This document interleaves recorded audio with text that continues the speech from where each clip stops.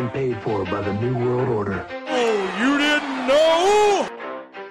You ready? Let's go!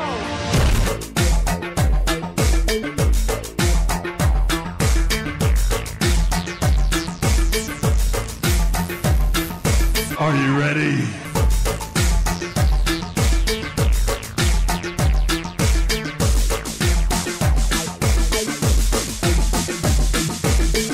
I said, are you ready?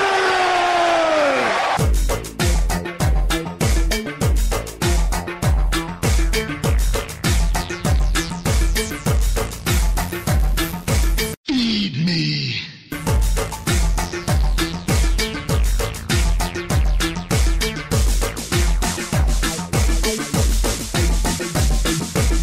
All right, ladies and gentlemen, boys and girls, children of all ages, my name is Big Daddy Cool, Vinny Appizzella, and you're listening to the show that brings you the attack on your audiological senses every week. This is the Sportswire, and I want to thank you for tuning in. Thank you for downloading or following or listening, however you choose to do it, and there are numerous ways of doing it. First off, you can go to our website, www.swe-ct.com, as well as going to our other website, myfatcatradio.com. You could also go to facebook.com/sportswirect or facebook.com/fatcatradio-enterprise. You could also go to my personal fan page, which is facebook.com/BDC Vinny Appizzella. You can follow us on Twitter, Pinterest, Google, Twitter, Pinterest, SoundCloud, Foursquare, Instagram. They're all SWE Connecticut. And then on YouTube and Google Plus is Sportswire SWE. We've got a pretty big show for you this week, folks. Today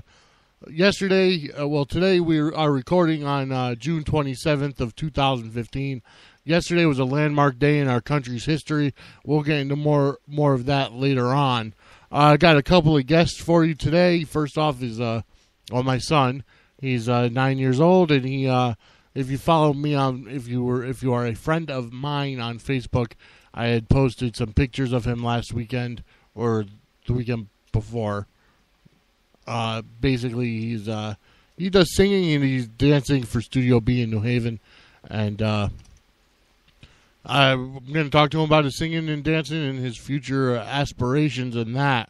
First of all, I want to give a couple of shout-outs to a couple of our sponsors, and to our buddy, our fellow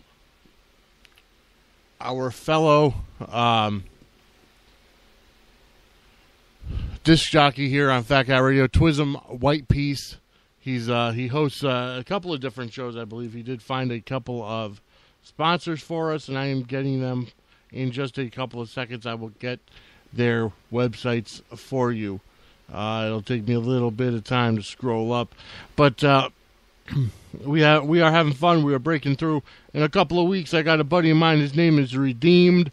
We interviewed him on one of our YouTube Sports Wires back a couple of years ago.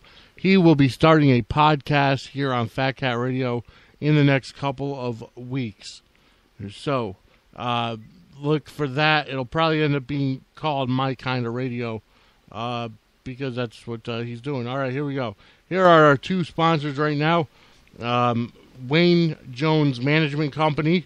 The website for them is www.blemg.com. And Jerry Wilson, he's from It's So Real Productions. He's on Facebook, facebook.com/Jerry Wilson 180410. So those are our two sponsors. Definitely check them out. Another sponsor or another place that I'm trying to promote a little bit is Sister Sue's Homemade Jams and Jellies.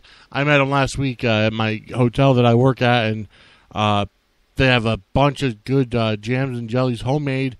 You could give them a call at 304-350-1690. They're out of West Virginia. They will ship anywhere around at least the U.S. right now. Customs a little difficult for the world, but check them out. Once again, it's Sister Sue's. They are on Facebook, Sister Sue's Homemade Jams and Jellies. check them out. I tried them, and they're actually very good, and I talked about them last time with some hot pepper jelly with the hottest peppers in the world. So check them out. It sounds pretty good. I might actually have to order some myself. Okay, so I also have a new artist on the show today. Going to be debuting some of her music here on the Sportswire. It's Katie Perkins, a local singer from Connecticut. She's been making a big splash, and I'll play one of her original songs. I've also got a good buddy of mine. His name is Brian, and he's come on. We're actually gonna like I always do, go away from the sports for a while, and we're gonna talk about drug addiction and his history of drug addiction and abuse, and how you can tell if somebody is a functioning addict. So definitely signs that your loved ones, or if you know a loved one that you have ideas or thoughts that maybe he's struggling with something, Brian will help you, gives you some surefire signs to figure it out, and just to make sure that you're able to get help for somebody that actually needs it. Because when you have someone that you love and you have someone that needs your help, sometimes it's not that easy to spot the signs, especially if you're so close. So he's going to talk to us about that and his history and basically his testimony on how he's learning to come around the end of the turn now, and really turn the corner on it and come out the other way, the other side, full circle. So tonight, there's also an NEW Northeast Wrestling event in Bethany, Connecticut. Doors open at 6, and the matches start at 7. Bell time is at 7. I'm hoping to be there. I did buy tickets, second-row tickets. I'm hoping to be there, and we'll see how the weather holds up. It's supposed to be pretty nasty out tonight here in Connecticut. So we'll definitely fill you in. We'll keep you up to date on all of that. So as I said, yesterday was June 26th, 2015. It turned out to be a landmark day in our country. The Supreme Court chose, or voted, I should say, to make it across the board that all 50 states need to recognize and make legal, so to speak, same-sex marriages. And that's a big win for marriage equality and love equality, and the fact that it's amazing to me because the Supreme Court, who obviously is part of the government, is siding more, and now they probably have their own reasons why they decided to make it legal, but they're actually thinking more about love than a lot of people who are supposed to, i.e. Christians. In the Bible, God says that, in the Bible it said that God abhors homosexuality and that having a sexual attraction to the same sex is unnatural and all of that. And we know what, we all know what it says, but it is 2015 and evolution does take place, but overall, God teaches us to love. So if we cannot love, I'm not saying that everybody has to, that everybody's going to end up turning gay or whatever. But for people who have that lifestyle, be it nature or nurture, they have an outlet now, and they could actually marry who they want to marry. They could be happy for their lives, and I think that's one of the most important things that God has ever taught us, is to love one another regardless of sin, because we all have it. We all have sin. We all fall short of the glory of God. Why is one sin different than the other? So, we've talked about that ad nauseum here on the Sports Wire. But the fact is, a huge victory for equality and all of that. I mean, now obviously, like I said, the Supreme Court chose love over controversy or whatever. But the fact is, I mean, they're probably getting more in taxes somehow by allowing homosexuals to get married. and or same-sex marriages, I should say. Trying to stay PC here, even though I really don't care if I piss people off. I've done that enough in the past few weeks that, I'm getting kind of used to it, and I'm starting to feel a little bit like Roddy Piper, where I really don't care if I offend people anymore. So before I bring my son on, I want to get to our first song, and this is the singer that I was talking about, Katie Perkins, and the song "We Can Make It" right here on the Sportswire.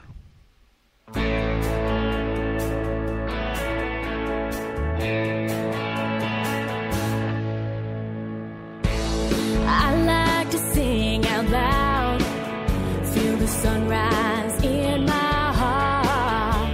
It takes away the blue again, dries me up from all the rain.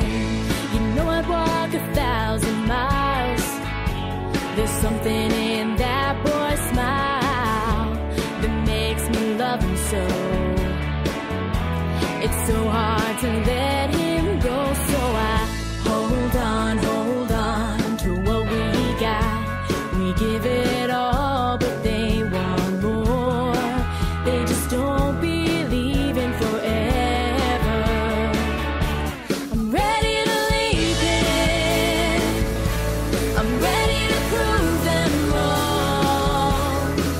We can fight this hand in hand all on our own.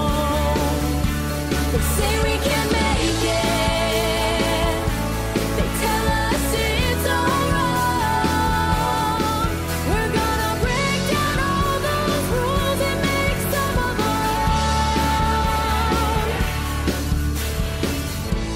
We're both working 9 to 5 to save enough to leave this life, so we can be young and free, somewhere that they can't see, creating all that we had dreamed, enjoying what's in between, every second, every day, his love, proving that we'll rise above. Hold on to what we got. We give it all, but they want more. They just don't believe in forever. I'm ready to leave it. I'm ready to prove them wrong. We can fight this hand in hand on our own. They say we won't make it. They tell us it's all wrong. We're gonna break down all those rules and make some of our own. Everybody should see love is only what you make it out to be. He's the air that I breathe. One day I know you'll believe. We're ready to make it. We're ready to prove them wrong. We can fight this hand in hand all on our own. They say we won't make it. They tell us it's all wrong. We're gonna break down all those rules and make some of our own. I know we can make it. All right, ladies and gentlemen, that was Katie Perkins right here on the Sportswire. We Can Make It. Great local talent. I have to watch it because the chord is bad. Yeah, definitely a great talent here from Connecticut, and I'm really happy to start promoting her on the Sportswire. She is on Facebook. Check her out, Katie Perkins. And actually, her website is, I believe, katieperkinsmusic.com. I will put that up on my Facebook as well. So thank you to her, and definitely listen to her music. Okay.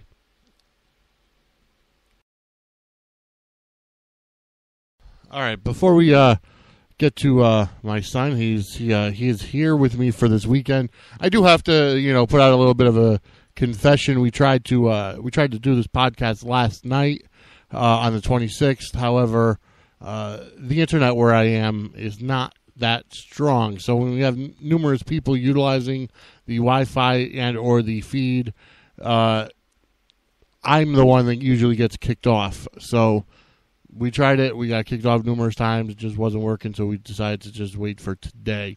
My son and I, we had a great day today. We ended up starting off the day by doing some goodwill work. We went over to the New Britain Food and Resource Center, also known as the Food Pantry here in New Britain, Connecticut, and we served those less fortunate than us. It's always a great thing to serve the less fortunate because, well, as we're here, even if you're making a, $10 an hour, you're still living somewhere. You're paying a rent. You're doing whatever.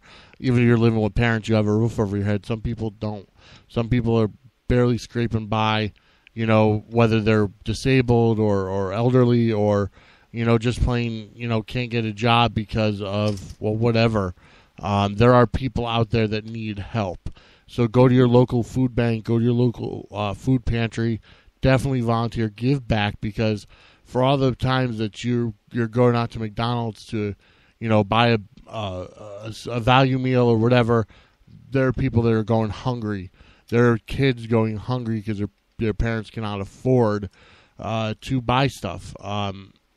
And so definitely, check it out. It's a great thing. It's a great time. It's a really humbling experience to see these people come in and, and need the food. We're blessed here in New Britain where we have a food pantry, a resource center where, they give out meats. They give out meats. They give out, there's a lot of food there that you can get. And that's all thanks to donations from people and stores and a lot of different stuff. So I definitely want to push that. Definitely go out there. Not every food pantry gives out meats because, well, not many stores are that generous. Not many people are that generous to give that kind of food. But definitely, I want to say if that's you, or if you're listening and you're looking for something to do, like on a Saturday or whatever, check out your local food bank, your local food pantry, and volunteer. Help give back to, to society. I remember last summer, I was part of a team that we went in and actually did a soup kitchen in Hartford. We made pasta, spaghetti meatballs, salad, pudding so we gave these people who normally wouldn't eat a great meal, and it's a fantastic time. I definitely recommend everybody putting a couple hours a month even aside to help and give back to the community, because it's going to go a long way. All right, so now I have my son, who is he's going to be 10 years old this coming September. He's he's my pride and joy, and all this Sportswire stuff is going to be handed down to him when he gets older. Hopefully we start making money with it. So I wanted to ask you there, little feller, what made you decide to first get interested in dance and music? Well, when I was like 3 years old, I started singing at the feast in New Haven, Connecticut. I was singing the national anthem on stage, and I just wanted for dancing. I just wanted to get into the art because I saw most of my friends were doing a lot of stuff like that. Okay, so the first time you actually sang in public was at the Italian Fest, the Italian Feast in New Haven? Yeah. Okay. How did you get started? How did you figure out that you wanted to do that, or why did you say that you would do that? Well, my grandfather, I used to always sing around the house. And so he called the people that were in charge of it. And so they chose me. I think he played a recording of me singing. And he sent it to them, and I got chosen. Oh, okay, great. So do you have any future aspirations for your singing? Well, actually, I'm thinking of becoming a singer and a dancer. Really? What are some of your musical influences? Like some of your favorite singers or artists or bands that you listen to on a normal basis? I listen to As he's looking it up now on his iPod.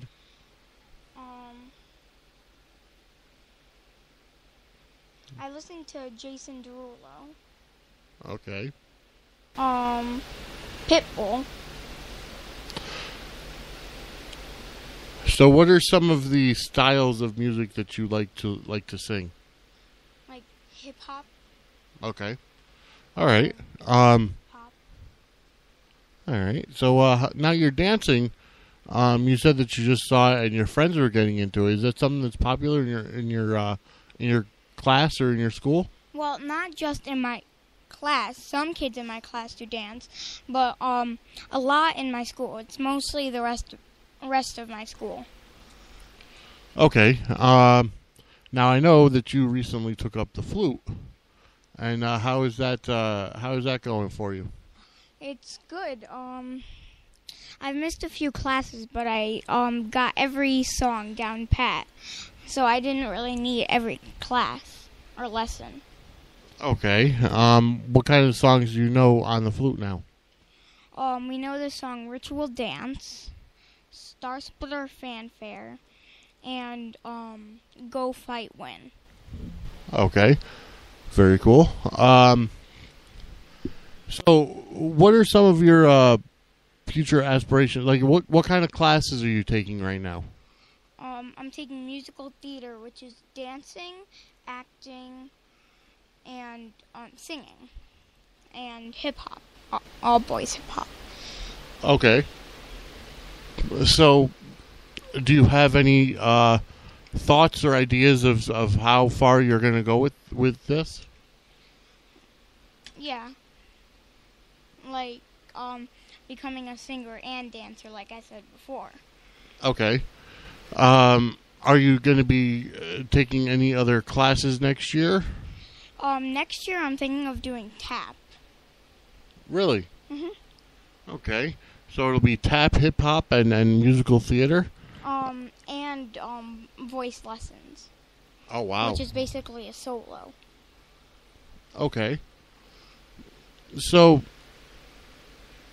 all right, yeah, that's pretty cool. So, tell me a little bit about your training and your practices for this past recital that you had. We had to do a lot of it. We would do like non-stop training for it, and non-stop training and practicing. Okay, are there many girls in your class? I'm the only boy. There are 12 girls. Okay. Do you find that a lot of boys in your class or in your regular school class, do they make fun of you for it? Most of them, no. Okay, but some yes? Yeah, some. Okay, and what do you do to combat bullying? I just don't even listen to them. I just ignore them. Well, there you have it. One way to get rid of a bully is to ignore them and just not let them get to you. That's definitely good words to live by. So talk to me a little bit more about your singing and your dancing, and have you had any thoughts about sports? Well, next year I'm going to try and do baseball again. Again? Mhm. What happened the first time? The first time I didn't really get the game, so I was like drawing pictures in the sand on the ground with my feet. Okay. At least you're honest. So tell me something. How supportive has your family been for your music and your dance? Well, they've been very supportive. Okay, great. Have you written any of your own music yet? Well, I tried making a song with my friend, but she didn't want to finish the song. Okay. All right. Well, that's pretty cool. All right. Well, we're gonna. I want to thank Vinny for coming on and just talking about his singing and his dancing. And I hope all those kids out there, and if you have kids of your own, that you'll understand and see that kids like the arts. And I know that back in the past few years, a lot of art classes, be it painting and regular art or acting and singing and dancing, have been cut from a lot of school budgets because of, budgetary reasons, and nobody saw the value in art. But, I mean, my son just said it himself that he loves the arts, and that's where he gets the majority of his learning from.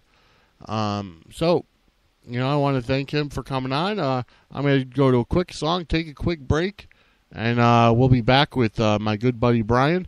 Right now, we're going to go to J-Deuce. He's a good friend of mine. He's been on Fat Cat Radio quite a few times, and so I'm going to play his song. It's called "Theory of Evolution," right here on the Sportswire. Once again, J-Deuce, "Theory of Evolution," right here on the Sportswire.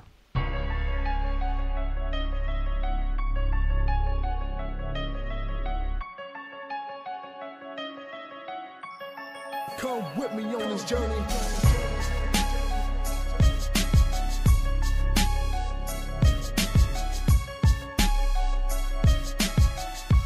Yo, back for a moment. I evolved from a family poisoned with poverty, from a home poisoned with dysfunctional tendencies. I evolved from staying on my grind, no resting, while the rest will focus on how many girls they sexing. I evolved from being whack to being the opposite. People say I'm a great writer, might as well be a novelist. I evolved from problems without solutions, from a novice to an undisputed. My lyrics should be added to the Constitution. You can write what I say and make it a 28th Amendment. I evolved into a prudent adolescent. Being immune to immaturity had limited days. I'm still growing out of it like zits on your face. I evolved from the atmosphere of fear, from fist of rage to sorrowful tears, from broken-hearted relationships to moments of cheers, ready for the moment when the enemy is near. I evolved from not knowing nothing to knowing a little something. I took some hits along the way, so I'll make sure my tracks are thumping. Bad tendencies attached to me until I find the solution. This battle I refuse to lose it. This is the theory of my evolution. I'm forced through the pressure to continue my growth. I can't afford to break the God-given oath. Gotta reach my full potential without losing. Learn to be clean from my past pollution. This is the theory of my evolution. The situation, no answers, find a solution. And everything holding me back, gotta keep moving. This is the theory of my evolution. I take you on a journey every time I speak on the track, taking your mind to places near and far before I bring it back. I share my experiences so you can relate and know it. My feelings may be tangible so you're in touch with my emotions. Powerful like a locomotive, equivalent to my motivation. Music is high release cause it's hard to keep containing. Telling you about my setbacks so you can move forward in life. Can't afford to kick back like on the couch with the chords light. I gotta keep making moves like rolling doubles, playing Monopoly. But this ain't no game, I can't let nothing stop me. Trials and tribulations raining on me, Lord, please calm the storm. Once the dust settles, will you reveal the reason why I was born? Purpose driven is how I need to be living. I need to not die until I accomplish my God-given mission. So please allow yourself to explore with me. You won't need no backpack or boots to come with me on this journey.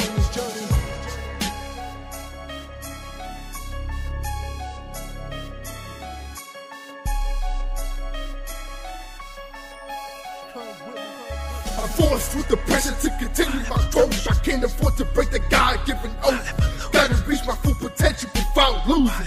Learn to be clean from my past pollution.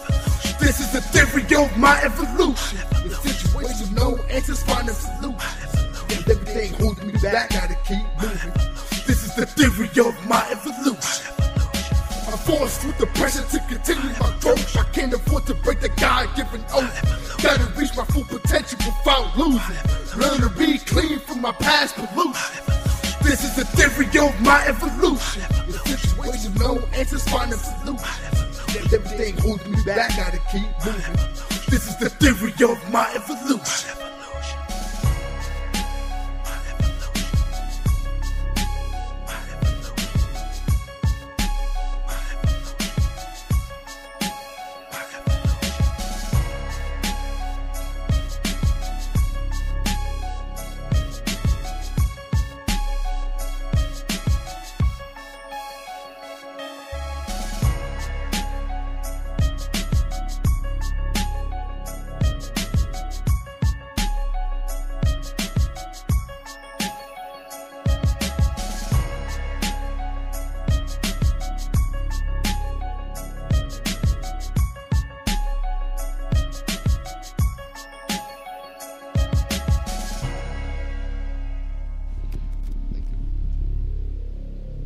All right, ladies and gentlemen, I'm back. That was J-Deuce with Theory of Evolution right here on the Sportswire. J-Deuce has been a good friend of mine for quite a few years now, and, it's great to see him actually getting some music out. So, keep on listening. J-Deuce, Theory of Evolution right here on the Sportswire. Okay, so now I've got my good friend Brian here. He's gonna talk a little bit about his past and his experience with drugs and addiction and abuse, and just how it some of the warning signs, I guess you could say, that if you're having ideas or thoughts that a loved one might be dealing with something in terms of addiction or abuse, and just how some of the warning signs, even if they're what you would call a functioning addict. So Brian, I'd like to thank you for coming on. I appreciate the opportunity to be here, Vinny. Thank you. All right. So tell me, what were some of the earliest experiences you've had with drugs or alcohol? Well, I consider alcohol to be a drug, but my first experience with that particular drug was when I was 6 years old. Could be considered sort of an innocent thing in that my parents were big partiers. They were both alcoholics themselves. And they had a pretty large get-together at our house, and there were a lot of partial drinks left over around the house. And, being 6 years old and wanting to be grown up, I walked around and started sneaking the leftover drinks, and ended up pretty much not remembering too much about the rest of the night. All right. So now, were you? Did you get in trouble? No, I didn't get in trouble. I don't recall any repercussions for it. No talk about it. I think my dad just kind of put me to bed, and that was the end of it. All right. So that was your earliest experience with alcohol, and it's one thing, because I remember as a kid, like once in a while, my father would give me like a taste of beer or whatever. But you're talking like, were they hard drinks or whatever that were left over, like mixed drinks, or was it beer or wine? Or from what I remember, I think I went for the sweet stuff like any other kid would go for sweet things. I don't think I would have been shooting, kicking back whiskey. So I went for the stuff that tasted good. I really didn't do it to get drunk. I just wanted to act like the other people at the party. Right. Okay. All right. So let's move on a little bit to like your first experiences with. Well, how did you get started with drugs, or was it peer pressure from friends, or was it something in your family, or? It wasn't peer pressure from friends. It wasn't entirely influenced from my family. My sister was smoked a lot of marijuana, but I never really saw her do it. I just think that I had an innate interest in changing my way of looking at things, getting high, seeing what it felt like. And I managed to, the first time I smoked pot, it was when I was in middle school.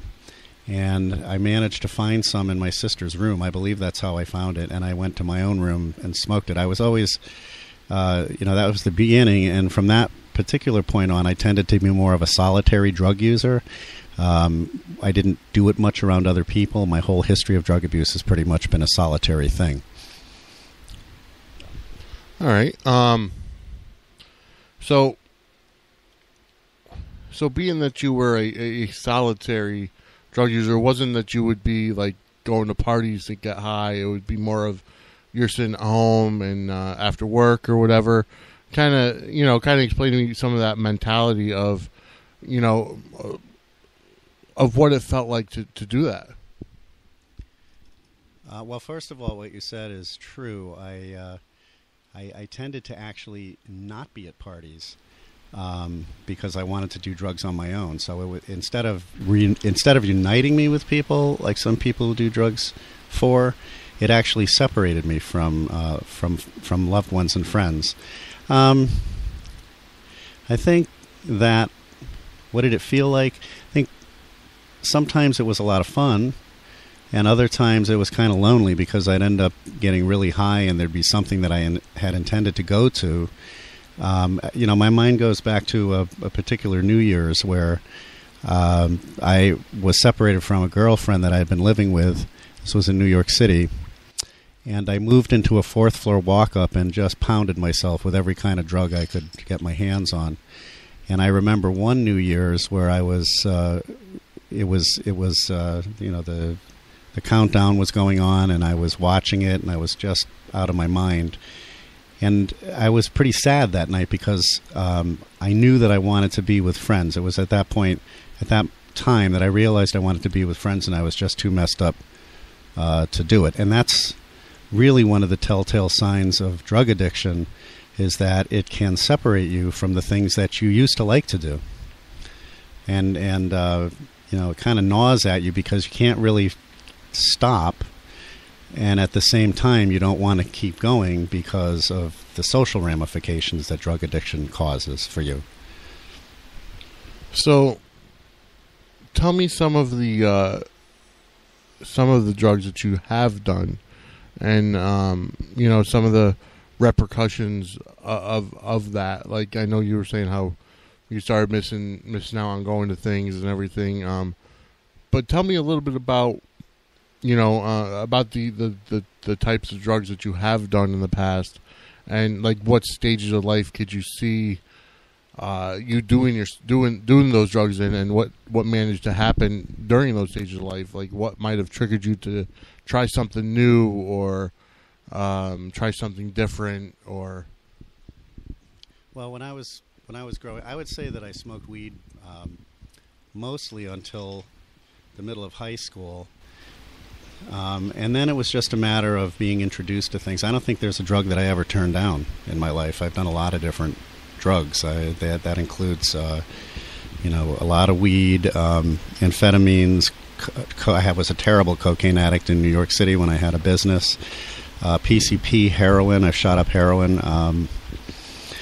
It was just sort of a progression. I do believe that for me, marijuana was a gateway drug. I really liked it, and so I wanted to see how other things felt. There were definitely stages in my life where I did different drugs, and basically the stages were, it just depended on what was available, and then if I liked it, I would keep doing it. So I had a long stage of cocaine early on. I had done PCP quite a bit in tablet form.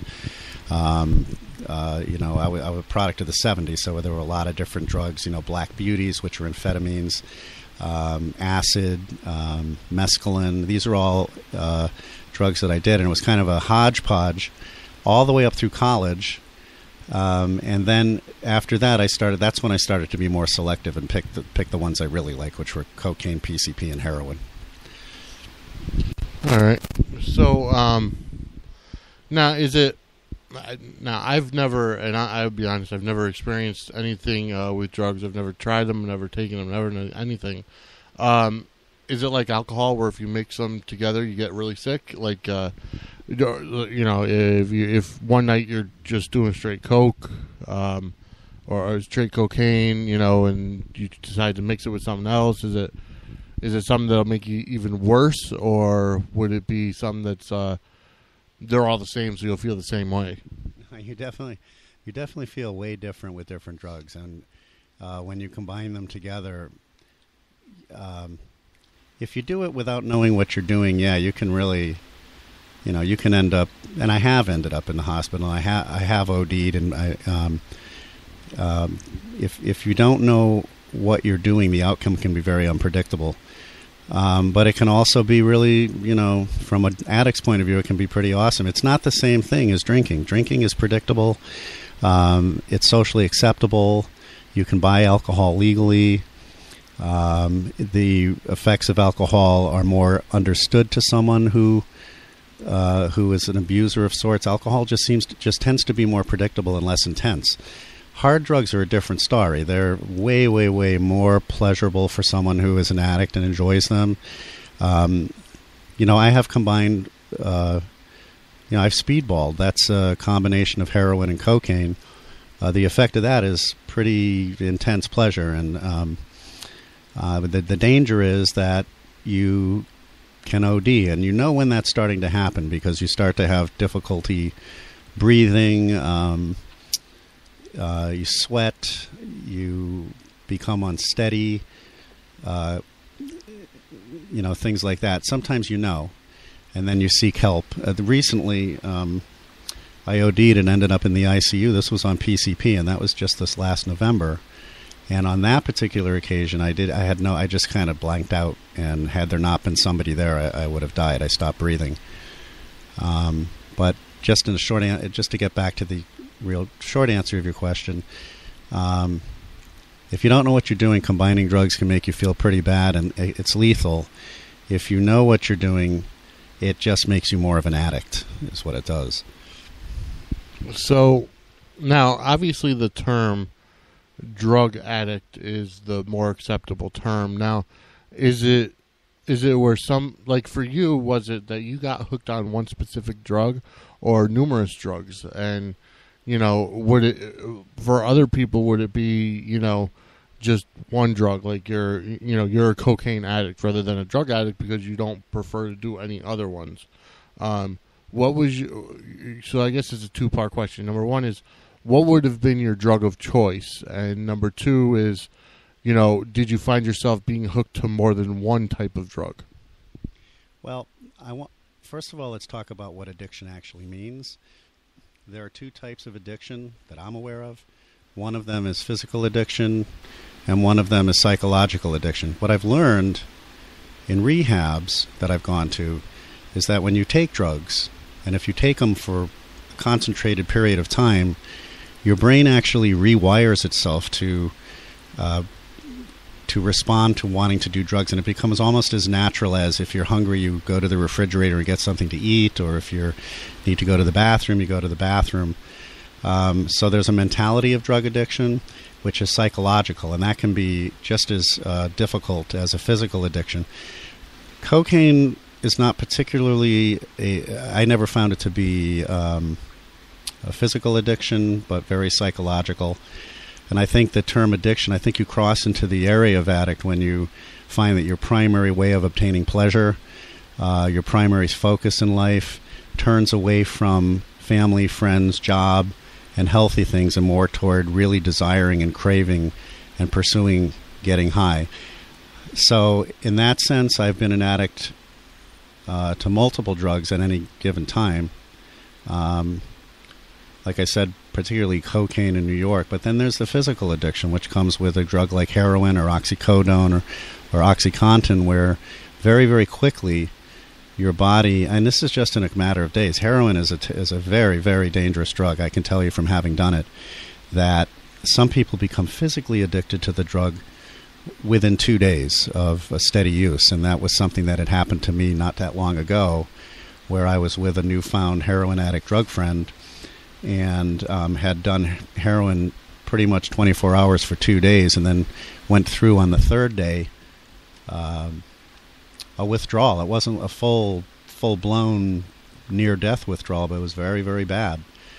So to answer your question, yes, you can be, and I have been addicted to multiple drugs psychologically, and I have been physically addicted to multiple drugs, particularly opiates. So what is, first of all, I want to say I appreciate your openness and honesty with this, because I know it can't be easy to talk about.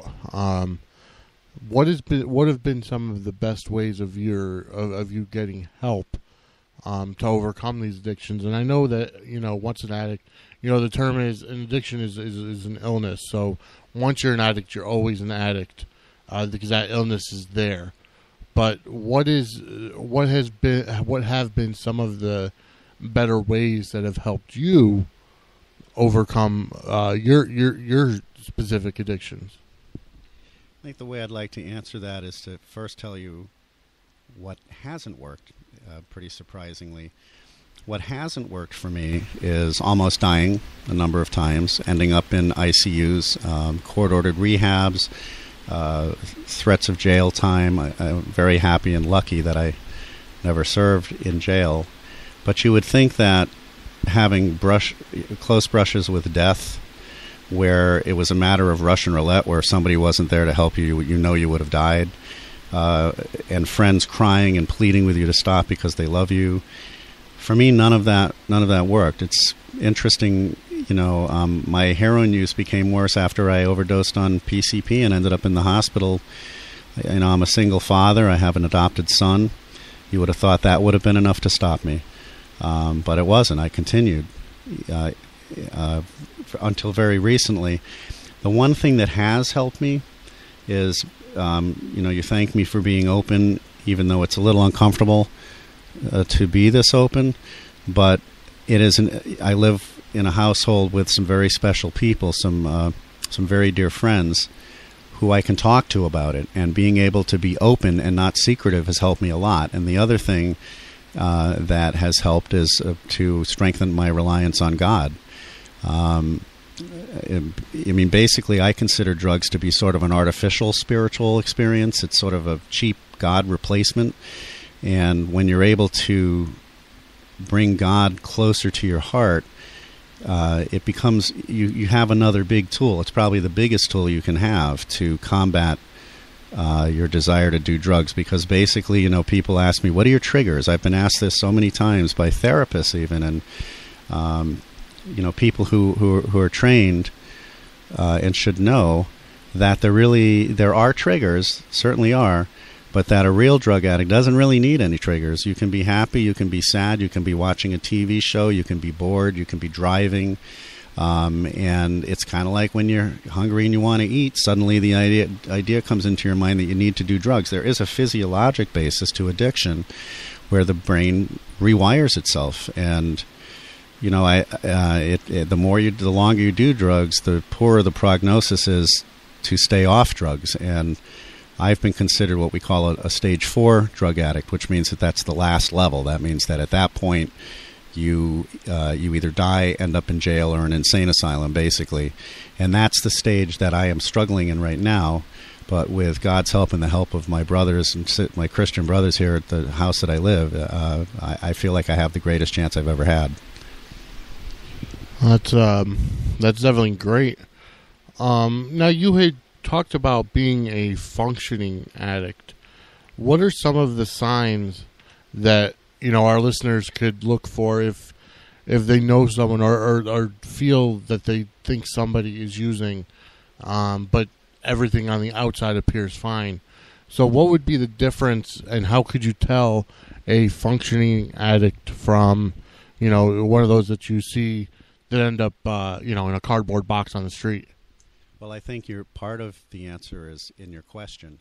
The stereotypical addict is the one that we think of, the one that's on a subway grate in New York City, or sleeping under a tree somewhere in a park, or walking around in rags begging for money. When I used to live in New York, addicts would you could tell a heroin addict because when they were outside in the park or something, because they would kind of be frozen in this unnatural position, but they would never fall down. It's the interesting thing about heroin intoxication is you don't usually lose your footing, even though you're in this other world. But functional addicts don't show. They're not as, they're not as overt. If you're in a household and there is a parent or a child that is functioning, going to work, doing all the primarily meeting their responsibilities outside the household, it's within the house that you generally see the signs. And One of those signs, I think the biggest one, is a withdrawal from family activities, being secretive, disappearing for hours at a time, coming back acting a little different, having poor excuses for where you've been. I think that we all know about, we either have experienced or know about that dad, or have heard about that dad that belts down, three 6-packs of beer every night, and no matter what, every morning that guy gets up and goes to work. With drug addiction, it tends to be more, it really, in a family situation, it tends to be more secretive because it's not legal, and I think there's more of a shame associated with it, or more of a secretive idea about how it has to be done. On the workplace, I think that it becomes evident in inconsistent performance on the job. Even though you come out at the end of the week having done it relatively well, it's inconsistent. You may show up at work late and joke your way out of it, or just it becomes accepted to your coworkers that you come in late. You may have an increase in sick days, but somehow you manage to pull it off. And this is what I am. I'm a functional drug addict. I've gotten a very, very good undergraduate degree. I'm an Ivy League master's degree. I hold a master's degree from an Ivy League. I've got a very good job, a good profession. But it's been a very circuitous path to get there. I've made it much, much harder on myself. I think at some point, when you're entering the realm of drug addiction, you either completely spiral out, or you have enough going for you where you literally learn how to do drugs and life at the same time. And I know that process of learning for me happened in college. That was where I first did crazy amounts of drugs, was out all the time, not sleeping at all, and then going to class and getting A's. So I believe it's a learned behavior. You have to have a little bit of talent and intellect to do it. But that there's a lot of us out there. All right. Again, I'd like to thank you just for your openness and honesty about this, because I know it's not something easy to talk about. If you had the chance to go back in time and meet, let's say, your 12-year-old self or your 13-year-old self when you first started smoking marijuana, what would some of the advice you would have given your younger self so that your path may have turned out differently? Boy, that's a fantastic question, actually, and I've thought a lot about that. Knowing how I was at 12, I don't think I would have listened to anybody. But what would I say? I would say, you're going to make things a lot harder for yourself, and the best that can happen is your life is going to be harder, and the worst that can happen, and the more likely thing, is you're going to end up in a hospital or dead. And I would just say, it's not worth it. It's not worth doing it. No physical feeling of pleasure. Get it some other way. Race cars, do, your skateboard down a hill, do extreme sports, something else, because at least you're doing something that's good for you. Drugs are just not, and I think that's the biggest thing I would say is do thrill yourself some other way. All right. How has your addiction affected your relationship with your son? It's very hurtful, really. When I overdosed in November, he received a call to get to my bedside. I was in the ICU and was told that there was a chance I wasn't going to make it, and even if I did, I might be brain damaged. It's funny, we didn't talk about it that much for a while, but I noticed a difference in our relationship. It was on both sides. For me, I felt guilt, and I was trying to make it up to him, and for him, he had pulled away. And one day we were driving down the road, and he just let out of the blue. He said, "Do you know that I can't sleep at night anymore? I can't sleep because of you." And I said, "What do you mean?" And he goes, because you're all I've got, and you're my rock. You used to be my rock, and now I feel like you're my kid, and I have to watch out for you because you're not responsible enough to take care of yourself." And it blew my mind. I wasn't I kind of knew it, that I may have had that coming, but not at that time. I wasn't prepared for it. And so it's been a process of repairing our relationship, and he has needed to, I have needed to gain trust in myself again, and he also has needed to gain trust in me. I believe we're in a much better place now than we were, and I think our relationship is much better. I don't know that it will ever be exactly the same, because I don't think he'll ever completely be sure that he's not going to get that phone call again. All right. All right. So before we get to the rest of this conversation, I got a couple more questions. We're going to take a quick break. We're going to go to another song. Here's our fellow Fat Cat Radio DJ and show host, Twizm Whyte Piece. Here's the song, Do You Remember? Right here on the Sportswire. Once again, it's Twizm Whyte Piece, Do You Remember? Right here on the Sportswire.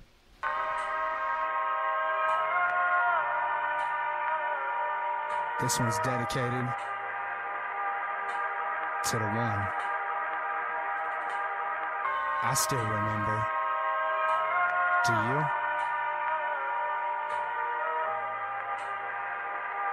They say it's better to have loved and lost than to have never loved at all.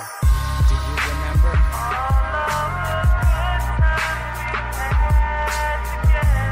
All of the kisses, the hugs, the moments that we were totally intoxicated with love. Do you remember?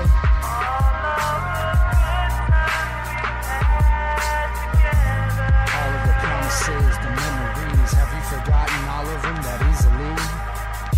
I'm sitting here stuck, looking out the window at the rain come and go, the days come and go, the pain come and go, the memories of us that I just can't let go. The moment that we met, our eyes lined up, spying deep inside each other's souls. We both knew from the go we had to grab a hold of this train ride. It started like a roller coaster, now like a children's track, we moving slower. Hollering and screaming, fighting and believing the best we had already achieved. I believe the moment that we accepted defeat came when we stopped fiending for each other, stopped being there for each other. But there is no other that I would have ever put before you. It's just that the proof I had for you wasn't the truth for you. Now I'm sitting here so shattered, feeling like a fool. Does it even matter? Do you remember?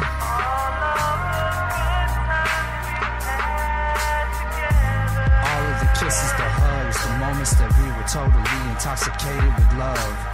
Do you remember?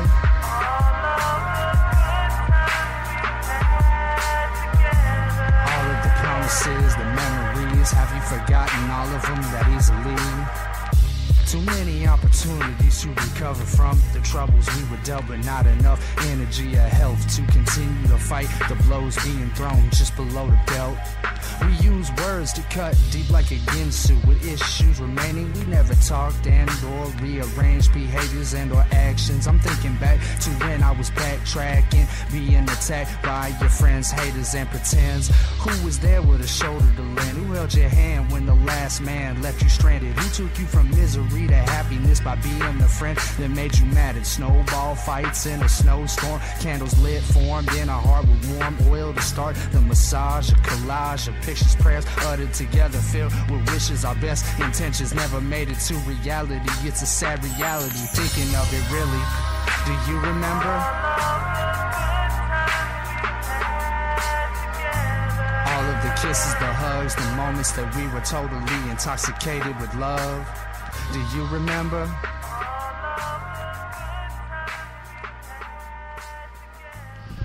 All right, folks, and that was Twizm Whyte Piece with Do You Remember right here on the Sportswire. I've been talking for the past, about past half hour. I've been talking to my good friend Brian. He's been talking about his drug addiction and his drug past, and how it's really affected his life and his relationship with his son. And getting back to the questions, how do you feel? How do you feel today? How do you feel now? How first of all, how long have you been clean at this point? Well, unfortunately, it's been just under 3 weeks, so it's not like I'm someone who can say that I've mastered the talent. But in a larger sense, I've had a lot more clean time in the last 3 or 4 months, for sure. There's been several slips, and that's to be expected, I guess, when you're in recovery. What was the other part of your question? Yeah. So how do I feel now? This week is the first week that I've really felt very, very hopeful. It's almost like a cloud has been lifted off of me. I don't fool myself. The thing about drug addiction is you can't say, okay, I'm done. I got there. I've finally put it behind me. I'm done with it. That's a very, very, very dangerous thing to do. So what I will say is that I feel I'm ready to put some single days together at a time, I hope. But that's, they say in AA and NA, groups that I've both been involved in, that it's just today. It's a good life philosophy in general, but for a drug addict, you just have to not do it today. Forget about it. Maybe you'll do it tomorrow. Maybe you'll do it next week. But you're not going to do it today. You're going to get to bed tonight having not done drugs and not alcohol. And then tomorrow is just another opportunity to do the same. All right, great. So what kind of advice, I know you just touched on it about taking it one day at a time. What would you, if someone came up to you and mentored you, or wanted you to mentor them, what kind of advice would you give them? Kind of building off of, taking one day at a time, but what would you do if someone came up and said, I'm really deep in this addiction? What would you do to help them? That's a tough. It's difficult to answer that because no matter what. I'm just thinking about myself as an addict and people who have tried to help me over the years. If you don't want to get well and you're loving doing drugs and you love the feeling of getting high and that's what you want to do, no advice is going to reach you. You're going to do it. And my experience has been that I've blown off scores of people in my life that have loved and cared about me, and I just felt like I didn't really care. I liked what I'm doing, and you don't know what you're talking about. So I think what I would do with if a friend of mine or someone I was mentoring was heavily into drugs. Boy, I had that experience recently with a friend of mine, someone who I had met who was, the danger. It was someone who was very actively into drugs, and the danger of trying to mentor someone like that, at least for me, is that he dragged me right back into it, into using some really dangerous drugs exactly when I was trying to stop. So for me, with my experience, I would probably recommend that person. I don't know that I would be the guy at this early in sobriety. I don't know that I would be the guy that would feel like I can help this person. Unfortunately, I would probably have to draw a limit to my exposure to this person. But looking ahead, some people have said that once I've gotten a lot of single days at a time, I'm a pretty communicative person. I really enjoy and love people. That I might be a really good drug rehab counselor, and something I'm thinking about hopefully being able to do. At that point, I would have a lot to say to drug addicts, because if they were coming to my counseling, that would mean that they would be wanting to get better. And I have a lot of experience with what has worked and what hasn't worked for me in that regard. All right. Kind of switching gears a little bit, how do you see, now that states one by one, I know the first state was Colorado, how do you feel about states coming through and legalizing marijuana? And do you think that it's a positive or a negative thing?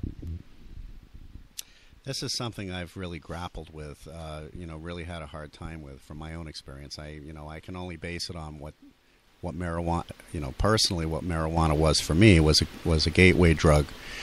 I'm aware that I personally think marijuana is safer than drinking, based on all the available evidence. There's still a lot that's not known about marijuana, though. There's a lot of research that needs to be done.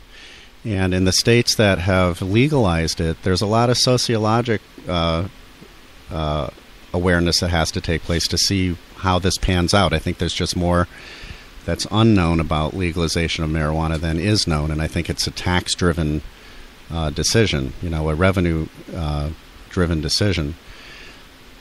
The biggest thing that I think concerns me about it is that going home and smoking a joint is nowhere near the same thing as going home and having a shot of scotch or a couple of glasses of wine.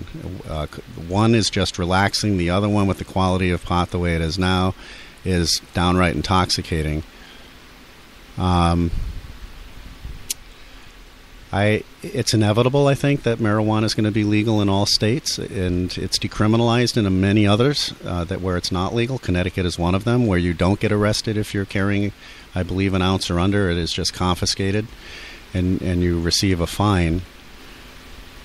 It's like anything else. In moderation, it'll work. But I'm concerned about it being more available to younger people if parents are smoking it. And I just think, honestly, we're just going to have to see. I have concerns, and on the other side, I also see benefits. And I just think I'm cautious. I would say cautiously optimistic that it'll work. That's how I think I would categorize myself. All right. Well, Brian, I want to thank you for coming on the show. It's been definitely enlightening to me. I've never had the experiences you've had, and I hope that you listeners out there will able to see, number one, Brian's journey, but also, how it could relate to, yourself or a loved one that might have this type of addiction, and what you might be able to, do to help them. So again, Brian, I'd like to thank you for coming on and being so open and honest. We're gonna go to another song right now. Is a singer I've been playing on the Sportswire for the past few weeks, AJ Jansen. Here's her song with "This Ain't Dixie" right here on the Sportswire.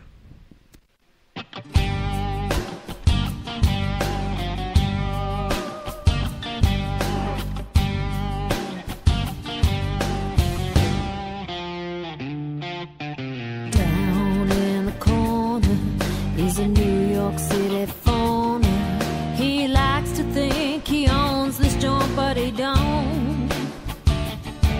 He comes from the Mason-Dixon line, where the hollers and the swellers spend their dimes, raising cane and sipping that sweet moonshine.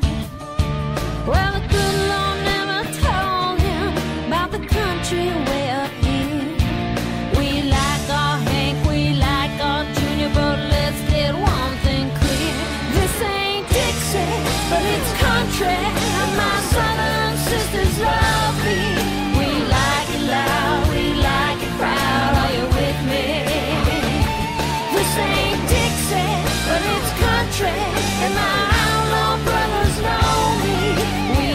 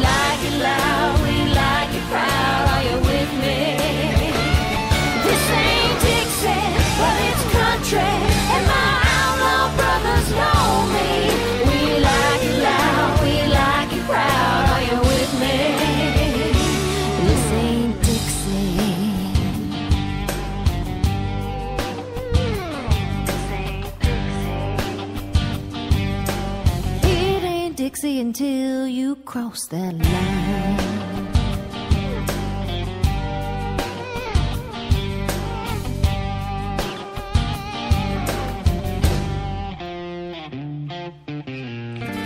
All right, folks, that was AJ Jansen with This Ain't Dixie right here on the Sportswire.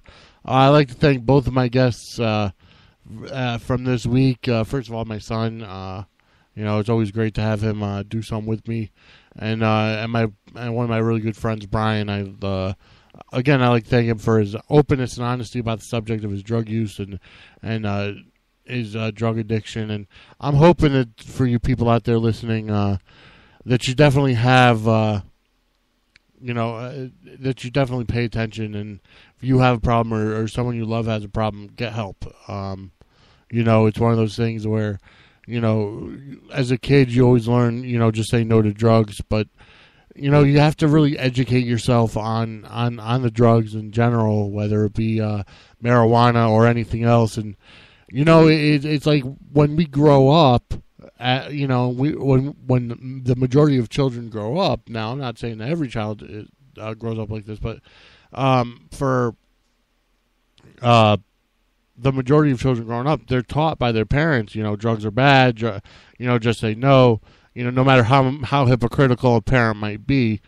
It's like I'm sure there's a lot of people in this lifetime that have tried drugs. I'm not talking about people that have, become addicted or whatever. I'm talking about just tried. I'm one of the very few that have not. I've never tried any of them. I don't find any interest in trying them, which is why I talk to my friends that have had that experience, because I want to be able to see how I could help and how they can help, and so just pay attention, keep that in mind, and try to help anybody you can. So we're going to get to our final segment here this week, and that is our dumb law of the day. Today our dumb laws come from the great state of Tennessee, home of Elvis, home of Jerry the King Lawler, home of Memphis and country music. And so here we go. Here's some dumb laws in Tennessee. Students may not hold hands while at school. It is a crime to share your Netflix password in Tennessee, which means that a bunch of us might be going to prison, because I know with my mother there's 4 of us that use it. In Tennessee, it is illegal to post images online that cause quote-unquote emotional distress without legitimate purpose. So if you legitimately want to give someone emotional distress, go ahead and post something online. Post an image online. If you don't know, if it's if it's something you don't know, well then don't, because you might get in trouble. More than 8 women may not live in the same house because it would constitute a brothel. That's quite a funny rule. So if a lot of Christian households are, like in our household, there's 5 brothers, 5 guys. If there were 8 women in one house, it would be considered a brothel in Tennessee. That is funny. It is illegal to use a lasso to catch a fish. I don't know how many people would try to noose a fish, but it's illegal. Crimes against nature are prohibited. Well, obviously, if it's a crime, it's already prohibited. Morons. Ministers are to be dedicated to God and therefore are not eligible to hold a seat in either house or the legislature. Any person who participates in a duel may not hold any public office in the state. I don't know how many duels are going on nowadays. Giving and receiving oral sex is prohibited by law. I think that's in Connecticut as well.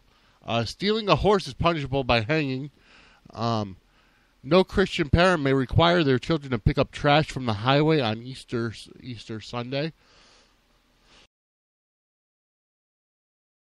That is quite funny. It is legal to gather and consume roadkill. That's what you call Redneckville. You can't shoot any game other than whales from a moving automobile. Wait a minute, I got to read that again. You cannot shoot any game other than whales from a moving automobile. First of all, I didn't know that there were whales in Tennessee, considering it's a landlocked state. There's no ocean. And not to mention, why would you want to shoot it from a moving auto? I don't get that. That's weird. Hollow logs may not be sold. The definition of dumb animal includes every living creature. Interracial marriages are illegal in Tennessee.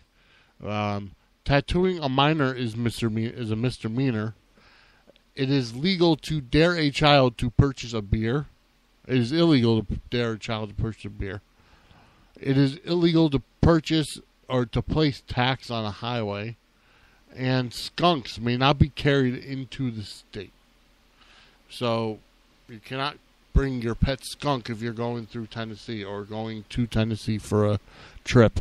But folks, I want to thank you all for listening. Remember, you could find us on iTunes. You can just look up Sportswire, look for our flame logo, and you can download them directly to your player via iTunes. Spreaker.com/show/sports-wire. Facebook.com/Sportswire Connecticut, Sportswire CT, Facebook.com/BDC Vinny Apsella. I am going to add something to our. I'm adding, as I was going to say, I'm going to add some more stuff to our website, and I'm going to be adding someone to our broadcast schedule as well. So keep a listen out for Redeemed. He'll be coming up with his show within the next couple weeks. Folks, I want to thank all of our singers, J-Deuce, Katie Perkins, Twizm Whyte Piece, and AJ Jansen. Thank you all for your music. Thank you for letting us here at Fat Cat Radio use your music because we want to promote the local bands and local everything. So, folks, I want to thank you. I hope you all had a great time listening. I know I did. I had a great time doing this show. So, thank you very much for listening, and we'll be back in actually 2 days because today's Saturday. So, we'll be back on Monday here on the Sports Wire.